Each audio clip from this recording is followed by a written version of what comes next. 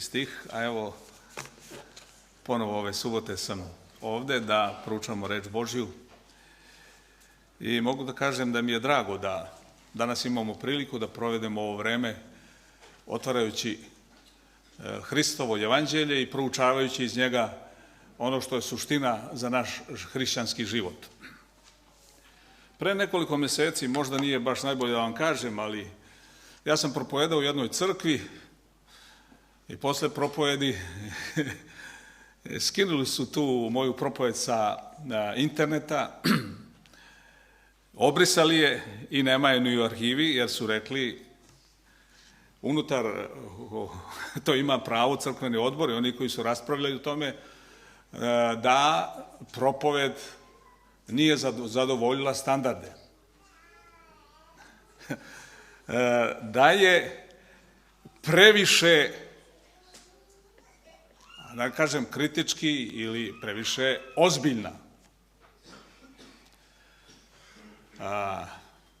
Ja sam u drugom delu te propovedi naveo 8 biblijskih stihova koji su direktno vezani za suštinu poziva o kojem sam ja razmišljao i danas tvrdim i teološki da je ispravna i hermeneutički i u svakom drugom obliku.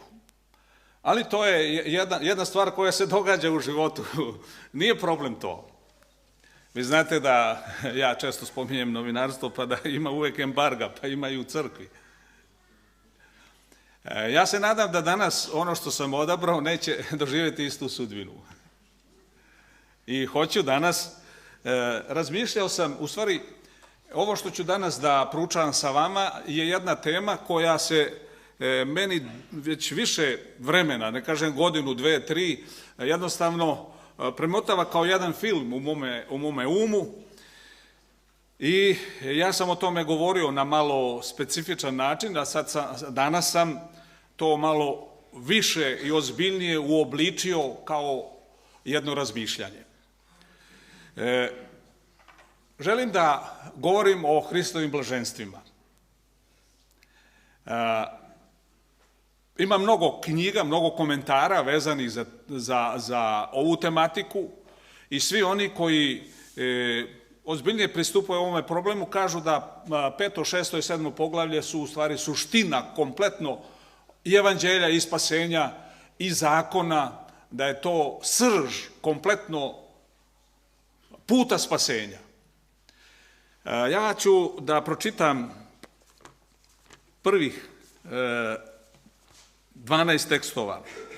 Kratki su, a onda ćemo da postavimo nekoliko pitanja i krenemo na kratku analizu tih tekstova. Ja ću pokušati da sa one druge strane, praktične ili životne, uvedem vas u razmišljanja o ovom pitanju i da naravno sebe preispitujemo u odnosu na tu temu. A kad on vidi narod, pope se na goru i sede i pristupiše mu učenici njegovi. I otvorivši usta svoja, učaše i govoreći: blago siromašnima duhom, jer je njihovo carstvo nebesko. Blago onima koji plaču, jer će se utešiti. Blago krotkima, jer će naslediti zemlju. Blago gladnima i žednima pravde, jer će se nasititi. Blago milostivima, jer će biti pomilovani. Blago onima koji su čistoga srca, jer će Boga videti. Blago onima koji mir grade, jer će se sinovi Božji nazvati. Blago prognanima pravde radi, jer je njihovo carstvo nebesko. Blago vama, ako vas uza sramote i uz progone i reku na vas svakojake rđave reči, lažući mene radi. Radujte se i veselite se, jer je velika plata vaša na nebesima, jer su tako progonili proroke prije vas. Neću da raspravljam o jednom pitanju koje je za mene sporedno, da li ima 8 ili 9 blaženstava. To za mene nije bitno. Evanđelista Luka reducira ovaj Hristov govor na 4 blaženstva u Evanđelju po Luki 6. glavi, ali u isto vreme on postavlja i kao kontrapitanja vezana sa blaženstvima. I on kaže blago siromašnima, onda kaže teško bogatima, pa kaže blago gladnima, teško vama sitima, kaže blago onima koji plaču, teško vama koji se smejete. I na kraju, blago vama ako ljudi omrznu na vas, a kaže teško vama ako ljudi budu dobro govorili o vama. Naravno, ovdje je sve sfera duhovnosti. Da ne mislimo da Luka govori o čisto fizičkim ili telesnim kategorijama.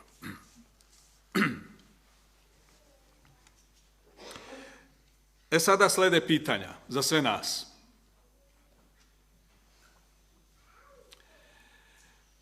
Da li su važnija blaženstva ili 10 zapovesti? Nemojte, ako bi odgovarali, onda bi izgubili puno vremena, ali to je pitanje. Ja ću dati odgovor, a verovatno nekima se neće na kraju postavljeni pitanja. Ponovo pitam, po kontekstu Biblije i onoga koji je izrekao i 10 zapovesti i blaženstva, šta ima prioritet? Kada Isus govori o 10 zapovesti, samo jednom u razgovoru sa bogatim mladićem kaže: ako držiš zapovesti, imat ćeš život večni. U 9 blaženstava Isus 5 puta kaže oni koji su u toj oblasti dostigli nivo, imat će život večni. 5. stih kaže: koji su čistoga srca, nasledit će carstvo nebesko. U stvari 3. blago siromašnima duhom, jer je njihovo carstvo nebesko. 5. stih: blago krotkima, jer će naslediti zemlju. Neće Australiju, neće Kanadu, nego zna se koju zemlju, večnu. Zatim 8. stih kaže: blago onima koji su čistoga srca, jer će Boga vidjeti. U ovom telu, u ovim okolnostima nećemo vidjeti Boga, misli se u otkrivenju i onome sve što Biblija kaže u večnosti. 10. stih kaže: blago prognanima pravde radi, jer je njihovo carstvo nebesko. I na kraju kaže: blago vama ako vas progone, imat ćete platu na nebesima. 5 puta Hristos obećava svojim sledbenicima, u stvari, ljudima koje prepoznaje da su ušli u oblast blaženstva u svom životu, da će doći u carstvo nebesko. Jednom, dobro, to je jedan problem. Drugi problem je, koji proističe iz ovoga, kome su upućena blaženstva? Ovdje tekst kaže: Isus se popeo na goru, bilo je naroda mnogo, a učenici su bili oko njega. Da li su blaženstva univerzalnog karaktera? Po tim pojmom mislim da se odnose na sve narode, sve kulture, sve generacije u svim vremenima, ili su izrazito uskog, ciljanog karaktera, odnose se neka na jevrejski narod, uže učenike, u širem smislu hrišćane, u užem smislu adventiste. To je, znači, drugo pitanje. Treće pitanje je ovako: da li blaženstva trebamo shvatiti kao set, kao paket, koji se nužno očekuje u životu ljudi koji će doći u večnost? Ili je dovoljno pojedinačno uzeti jedan program iz blaženstava, ostvariti ga u životu i kazati: ok, carstvo nebesko je moja sigurnost? Znači, to su po meni 3 vrlo ozbiljna pitanja. Sada, da ne bi iščekivali moj odgovor, ja ću da dam ukratko odgovore. Vi možete da se ne složite s tim, Možete da diskutujete posle sa mnom, a i ne morate, a možete da imate svoje mišljenje. Ja stavljam blaženstva ispred 10 zapovesti. Zašto? To ću na kraju i iz same ovu tezu ću, mislim, jako potvrditi. Ali samo da vam nagovestim zašto.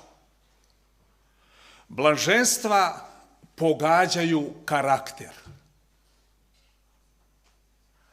a zapovesti često ostaju spoljni ili spoljašnji okvir ponašanja, gde se karakter nužno ne menja.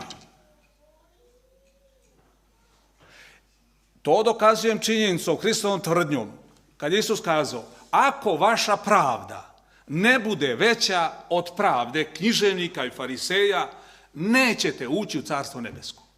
A pre toga Isus je govorio o zakonu.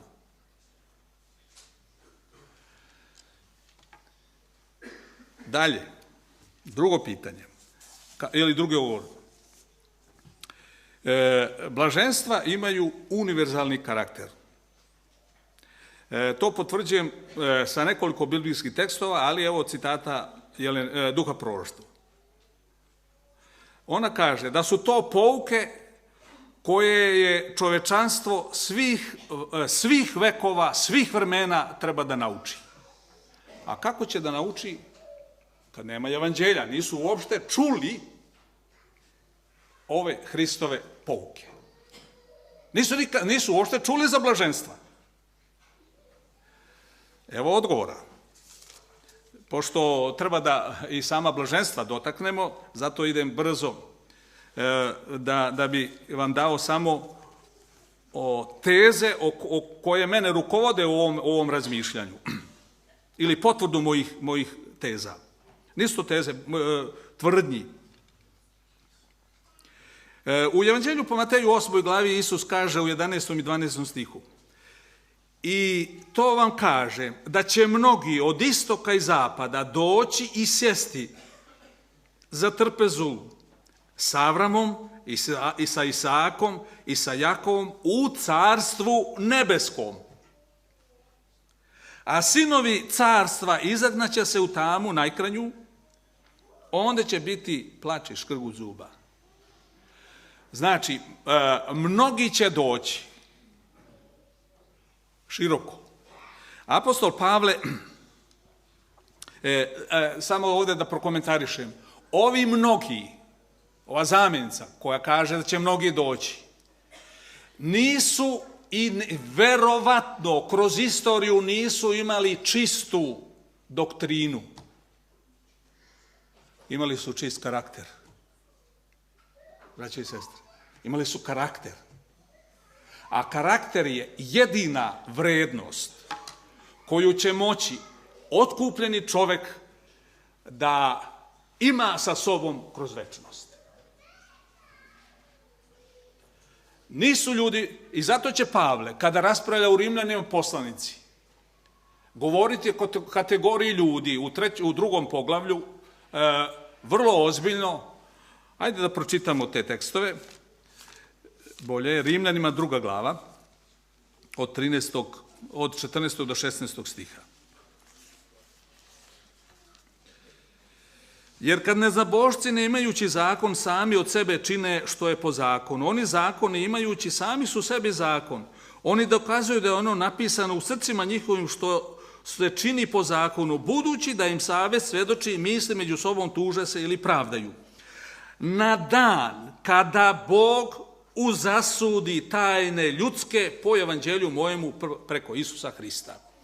Ovde proizilazi iz ovih tekstova, savest će biti merilo koje će formirati kod mnogih ljudi u istoriji čovečanstva karakter, ne znajući za vrednosti evanđelja, i kada se vrednosti evanđelja u Isusu Hristu pojave kao merilo, bit će adekvatne njihovom karakteru.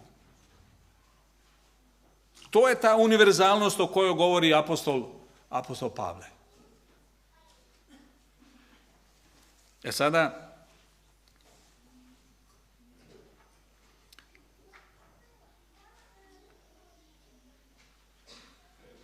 zato ja dajem prednost blaženstvima u odnosu na zapovesti. Nikako ne umanjujemo 10 zapovesti. Ni najmanje ne kažemo da nisu itekako važne. Izraz Božje volje, izraz i Božje karaktera. Ali Isus je imao najveći problem sa ljudima u svom vremenu, koji su se uhvatili, kao ja ove katedre, još mnogo više ograda zakona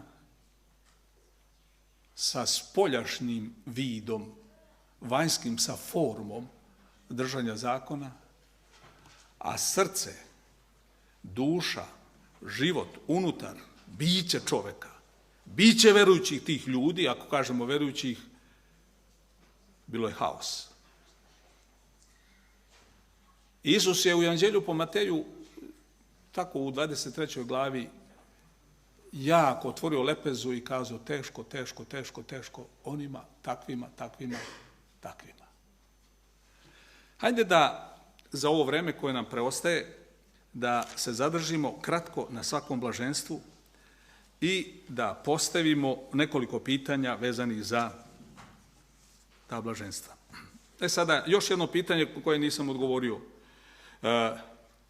ili koje nisam postavio.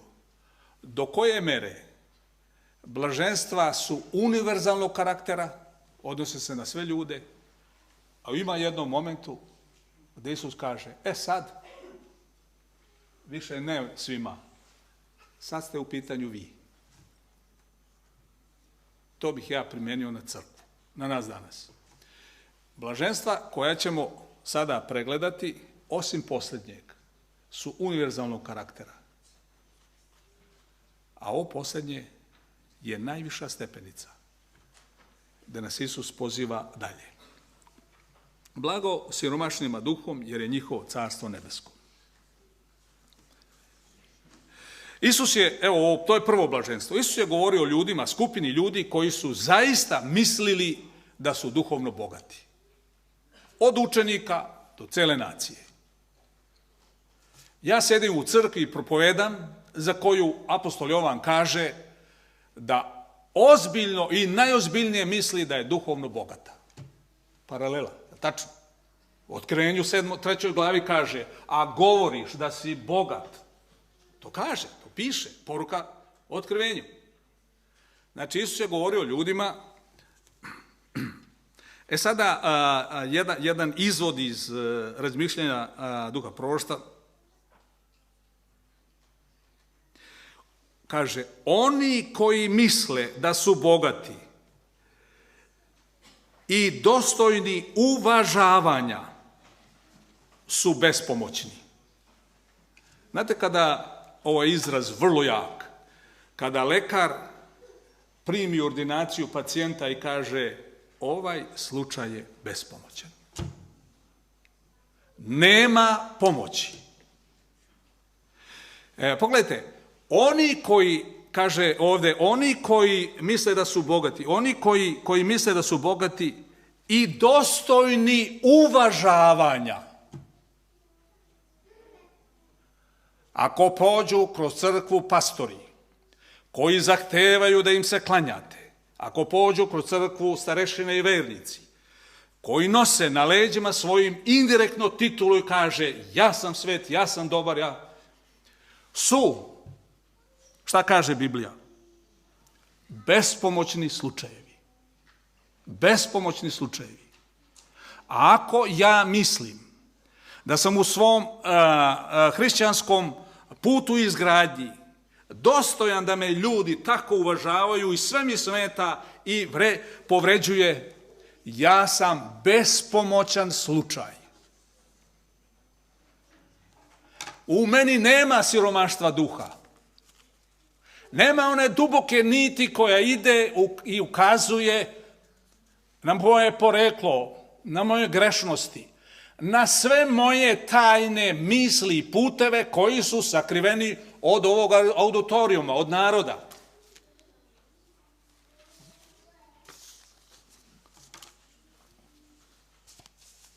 Isus je takve ljude nazvao slepcima koji vode slepce. I oni će u jamu doći.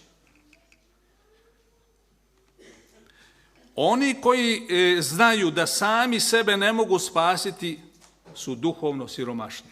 A ovo znanje nije privilegija samo hrišćana. U raznim kulturama, moja žena predaje sociologiju religije i svetske religije na fakultetu i ja čitam te knjige ovako. Imate u svim svetskim religijama ne samo pokušaj čoveka da se spasi, nego imate i neku nadu da ga neko drugi spasi. I zato nije, tu dolazi ona ideja da Pavle kaže da će ljudi izvan hrišćanske kulture osjećati duhovo siromaštvo i tražiti nekog ko će ih spasiti. I kada Jelena White komentariše Matej 25. glavu i kaže kada u vremenu kada se otvori večnost, Hristu pristupe ljudi koje će on primiti u svoje carstvo, koji nikada nisu čuli za njegovo ime, nisu ga poznavali. Kaže, koji su samo sanjali da je moguće tako nešto. Samo su sanjali. Sada, taj osjećaj da sami sebe ne možemo spasiti nije teološka spoznaja. To je duševna spoznaja. Teološka spoznaja je nešto drugo. Svi koji osjećaju veliko siromaštvo svoje duše su ti siromasi. I zato Pavle kaže, na dan kada Bogu zasudi tajne, prepoznaće ko je bio taj, ko je pripada to, ko je bio siromašnog duha. I njima su upućene reči, hodite k meni svi. Svi. Sljedeća, kaže Isus ovdje, blago onima koji plaču, jer će se utešiti. Moram da idem malo brže, da samo spomenem sve. Postoji plač radi osjećaja krivice, greha, tuge. Plač radi nepravde. Najveći ili najdublji, najozbiljniji plač se javlja kada čovjek osjeća krivicu, svoju bespomoćnost. Zašto je neke stvari uradio gdje nema povratka, nema promene? Ne može ništa izmeniti. Vi ne možete točak istorije izmeniti. Neki dan čitam, kaže, postoji refleksija zvezda koja vreme meri unatrag. A mi ne možemo, ja ne znam da li je to tačno ili nije, mi ne možemo ući u taj prostor u to vreme da bi neke stvari izmenili. I onda se prirodno javlja vrlo veliki osjećaj tuge, brige, plača, jer stvari ne možemo promijeniti. Mislite li da ovaj osjećaj nemaju i drugi narodi, izvan kategorije hrišćana? Sigurno da. Sigurno da imaju. Ali postoji nešto i drugo, i dublje vezano za plač.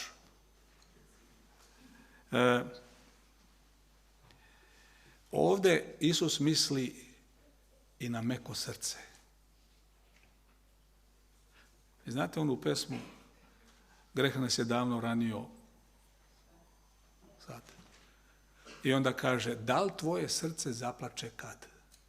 Nad patnjom bližnjeg kog tišti jad. Isus je 3 puta plakao. Kad je gledao narod u početku svoje javne službe, kaže, bili su izgubljeni, smeteni i rasejani. I sažali mu se. Drugi put je plakao na grobu Lazara. Plakao je, određeni komentari kažu, i duh proroštva, nije plakao radi problema smrti Lazara, jer on će to rešiti. Kaže, plakao je jer je čitao licemerstvo ljudi koji je došlo da iskaže sažaljenje Lazaru. Za Lazaru smrt. Kaže tačno, plakao je radi licemerstva ljudi. 3. put je plakao kad je ulazio u Jerusalim svečano, zaustavio se i pogledao grad i božanskim proviđenjem video sudbinu i budućnost. Jedan komentar kaže, Isus se ljuljao kao mladica, kao ona mlada šibljika, koju strašno oluja savija skroz. I on kaže, Jerusalime, Jerusalime, kuća vaša ostaće pusta. Mi živimo u vremenu, u generacijama ljudi tvrdog srca, koji teško puštaju suzu, koji su u stanju, vidite zločine oko svuda i da gledaju smrt, koji je u stanju da pilotira i gleda onaj krstić tamo na kompjuteru i pušta bombe, žvaku jede, pije Coca-Colu, a ne vidi krv, ne vidi uništene živote, ne vidi grobove.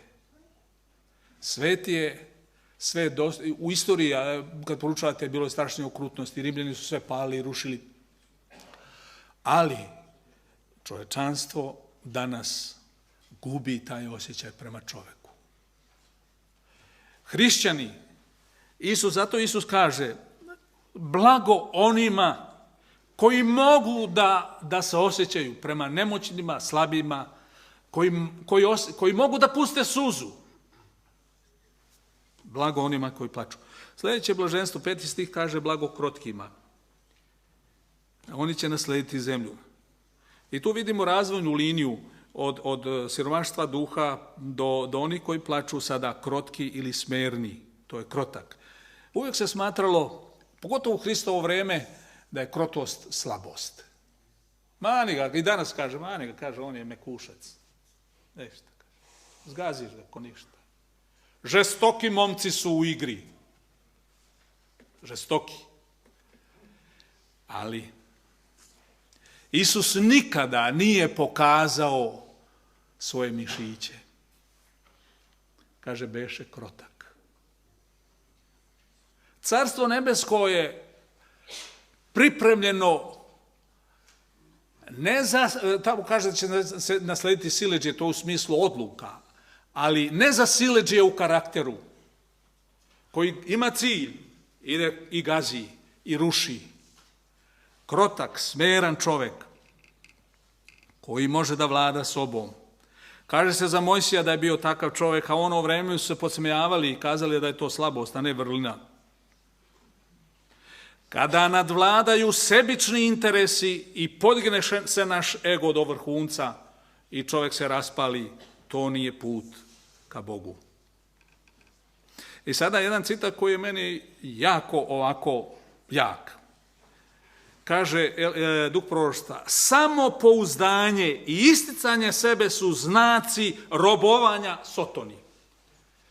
Ovdje nije reč o tom samopouzdanju da čovjek uvažava sebe, da ima određeni odnos prema svojim vrednostima, ali samopouzdanje da on može, da tako i tako, su znaci robovanja Sotoni. Da li smijem da ispričam, reći ću vam, pre nekoliko godina ja sam posjetio jedan manastir i tamo je bio jedan najviši duhovni čin, samo patrijarh je veći od njega. A tog čovjeka znam kad sam u toku rata putovao u Sarajevo i susretao se s njim. I on je sada u manastiru i jako je lepo sređen taj manastir, ali kako se on odnosio prema ljudima? Nikoga nije pozdravio. On je čovjeka, svog pomoćnika koji mu je doneo poštu, gurnuo na stranu i bacio poštu na klupu. Moja supruga je pokušala da napravi jedan intervju s njim. Nema vremena! Ja pitam, ko je to? Ko je to? Takva oholost, takva grubost karaktera. Zar takvi, ako sam ja takav, imaju prostora u carstvu nebeskom, gdje Isus kaže blago krotkima jer će naslediti zemlju. Kaže, krotost i poniznost su bile sile koje su ljude privlačile Hristu. Samopouzdanje uništava naš mir. Tamo u carstvu krotosti će biti prepoznati oni koji nemaju samoljublja, nemaju nemira, nemaju osvete, nemaju sopstvene veličine, nemaju kalupljenja drugih u svoje poglede života i slično. Isus kaže blago njima. Blago žednima i gladnima pravde. To je sljedeće blaženstvo. Ja ovo blaženstvo razumem u dve sfere. U duhovnoj sferi, gdje čeznemo pritisnuti grehom za pravdom. A to nije svojstvo samo ljudi koji poznaju, kažemo, monoteističku religiju, jednog Boga. Jelena White, kada govori o vremenu dolaska Isusa Hrista prvi put, ona kaže, a tu možemo navoditi druge pisce i istoričare, ona kaže, svet je u to vreme utonuo u opštu tamu i beznađe. Sjaj svetskih religija tog vremena, grčki oltari i bogovi na Olimpu nisu mogli zadovoljiti glad ljudske duše. Ljudi su čeznuli za nekom novom nadom. A Platon je nekoliko vekova pre toga govorio, Bogo čoveka nije mi dozvoljeno vidjeti. Ako bi neko živeo na zemlji savršenim životom i umro na krstu, to je taj, ja i mogao pomoći ljudskom rodu, ja bi ga nazvao Bogo čovekom. Znači, glad i žeđ pravde, pravde za spasenjem, oslobođenjem od grešnosti, nije svojstvo samo civilizacije hrišćanskog sveta ili jevrejskog naroda. Zato blaženstva imaju univerzalni karakter. U svim kulturama bilo je ljudi koji su čeznuli. Ali ova oblast pravde, ja mislim da se odnosi na ličnu ugroženost čoveka kroz život kada postavlja pitanja Bože.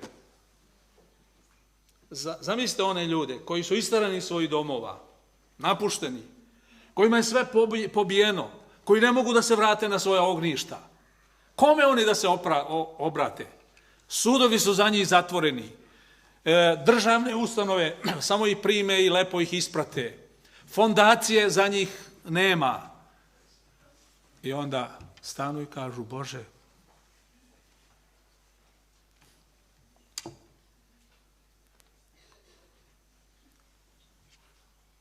ja sam žedan tvoje pravde.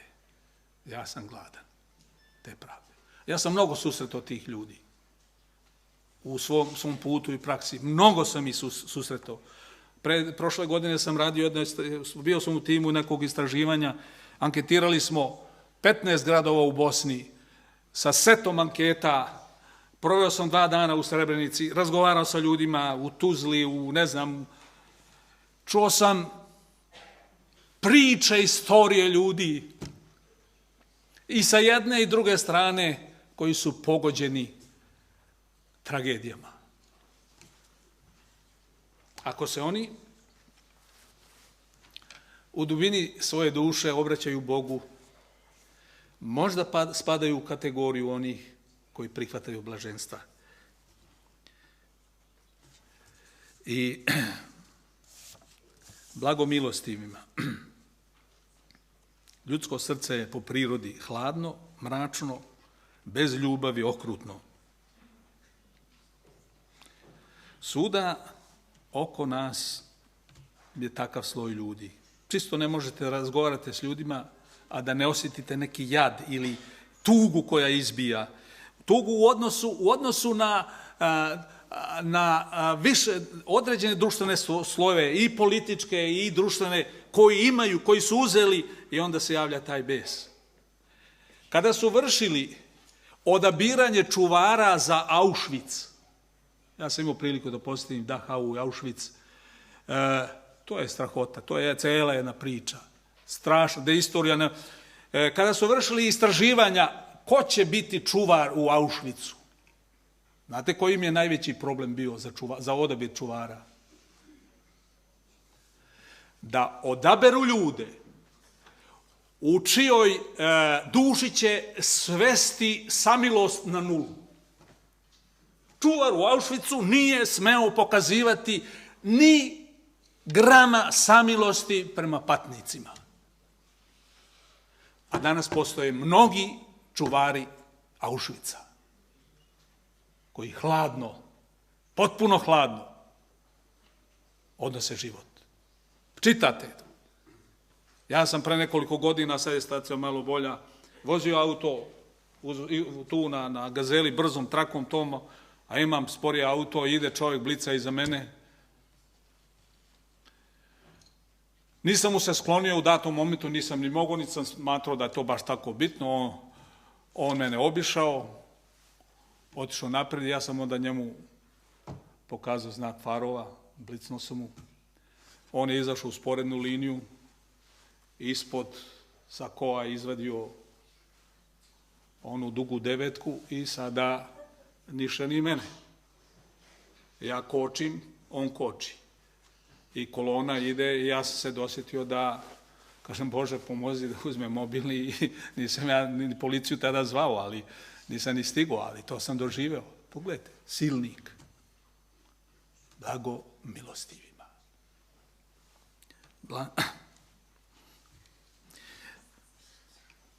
Milostivi su oni koji imaju sažaljenja prema siromašnima, napaćenima, potlačenima i u času kada sve vrednosti ovoga sveta budu izgubljene.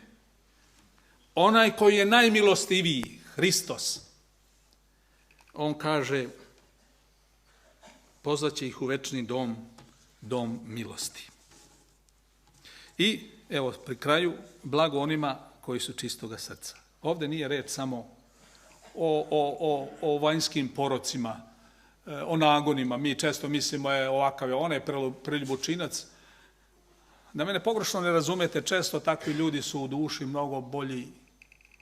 On ima određene stvari, karaktera koje treba savladati, nego oni koji perfidno misli u duši, u duhu svome kako da obmane, kako da prevari, plete zamke.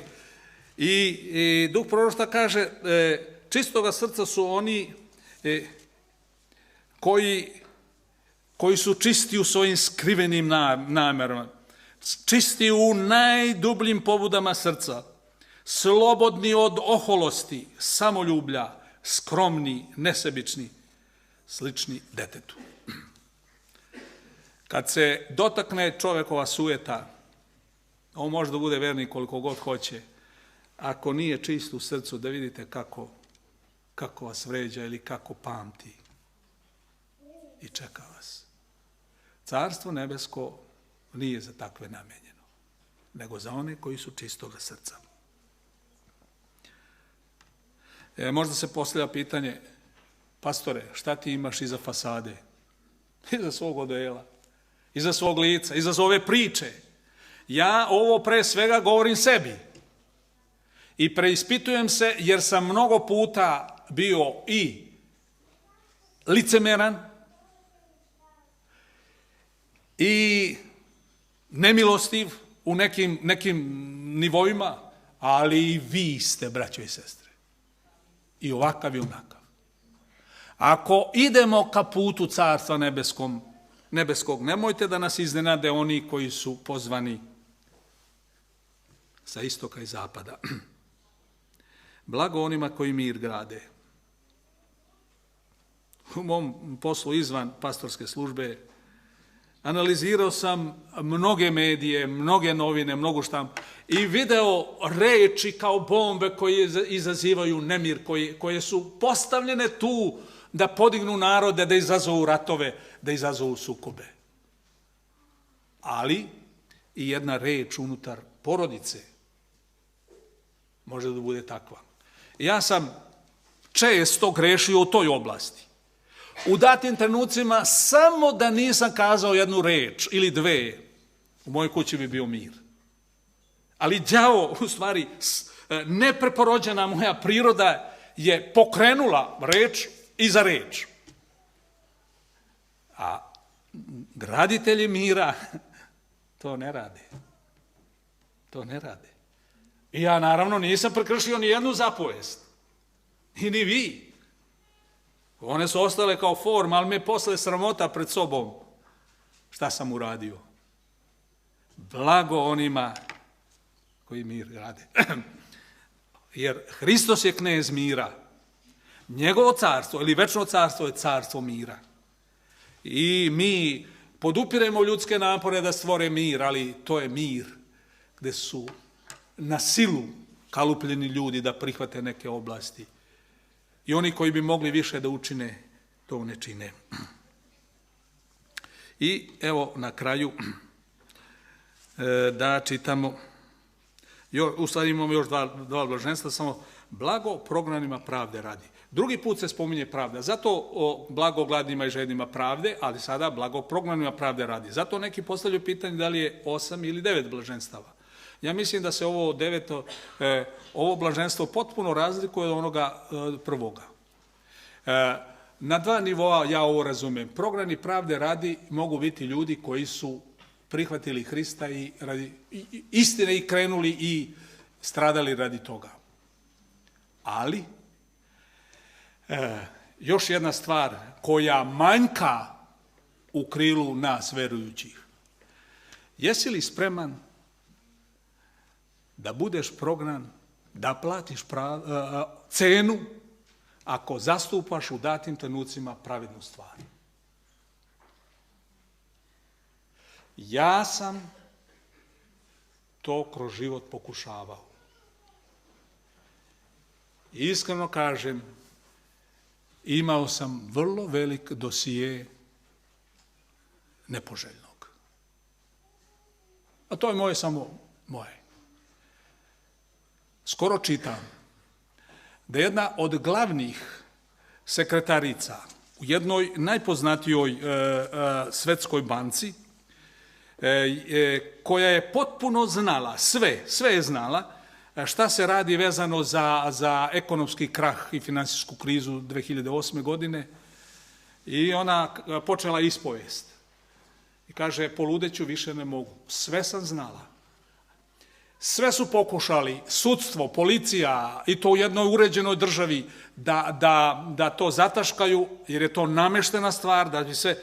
I kaže, više ne mogu, i progovorila. I krenulo je sudstvo i kaže, znam da će me ovo koštati kroz ceo život, ali više ne mogu. Ljudi koji su spremni radi pravde, njih ima u svetu, koji su rekli u datim trenucima, to je to, to je tako, to je tako, tako, platili su radi pravde. Blago prognanima pravde radi.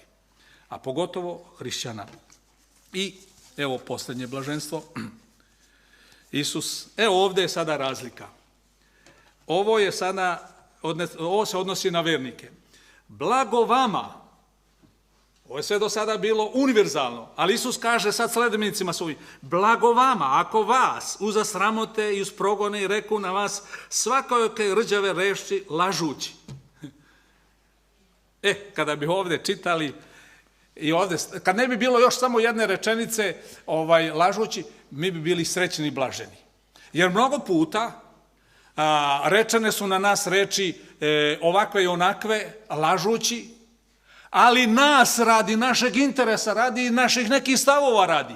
A Isus kaže, lažući mene radi. Sve drugo nema kategoriju blaženstva. Radujte se jer je velika plata vaša na nebesima. Tako su progonili proroke pre vas.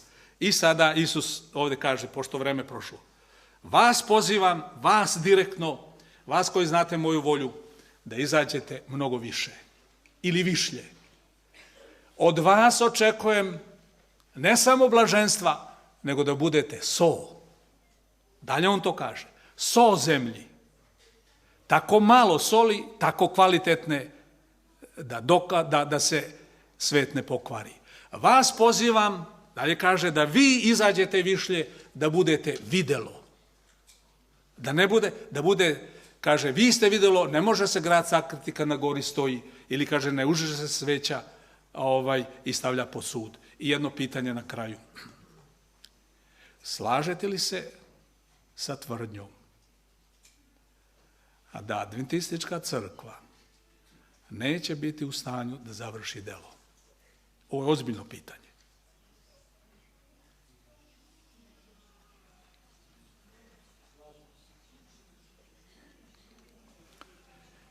Koji je njen zadatak? Molim? Ova dva stiha, vi ste so, vi ste videlo. U vreme, mi propovedamo evanđelje, literatura i sve ono što Nikica kaže i ne znamo, svi programi koji idu su u tom pravcu. Ali kada dođe poslednja kriza, kada svet uđe, a to će doći u takav geopolitički, ekonomski, društveni haos, koje, kako kaže Jelena White, čovječanstvo nikada nije imalo, onda samo zadaća Adventističke crkve sljedeća, svetlost. Da ljudi znaju pravac kretanja. Da postoje da postoje neki verujući, živjeći narod koji ima ne samo druge ideje, drugo nadanje, drugi pogled, drugi karakter, drugačiji i druga božanska obećanja i kaže, narodi će doći. I zato Isaija kaže, ustani, svetli se. Ustani, svetli se. I to je moje stanovište, to kaže i Marvin Moore, to kažu i neki drugi pisci. Uloga verujućeg sledbenika Isusa Hrista je blaženstva. Zakon je okvir. I zato Isus kaže, pazite, ako vaša pravda ne bude veća od formalne, književnika i fariseja, žao mi je, nećete ući u Carstvo nebesko. Moja je želja, pošto ovo ja ispričah sebi i vama, ili ispropoveda kako god hoćete, da analiziramo blaženstva i da ne odaberemo samo jedan segment koji je nama najbliži, jer to su deca Božja kojima je Isus 5 puta obećao Carstvo nebesko. I kada dođu, ako mi doživimo vreme velike, najveće krize i neki od nas, da ljudi znaju, gledajući nas, pravac kretanja, gde je izlaz. Jer kada bi ova prostorija bila potpuno zamračena, bez imalo svetlosti i samo na jednom delu prozora, u kvadratu 1 milimetra, bilo bi svetlosti, ljudi bi iz sale znali kuda da krenu. Budimo ta svetlost o kojoj Hristos govori i neka Bog nas blagoslovi. Amin.